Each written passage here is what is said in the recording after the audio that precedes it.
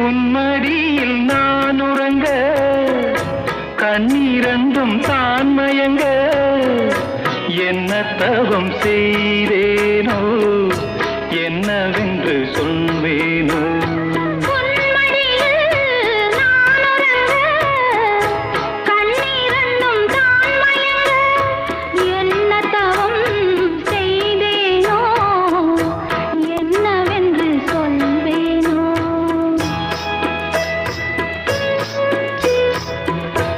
ஏழ் பிறப்பும் இணைந்திருக்கும்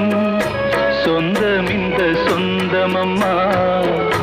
வாழ்விருக்கும் நாள் வரைக்கும் தஞ்சமுந்தன் நெஞ்சமம்மா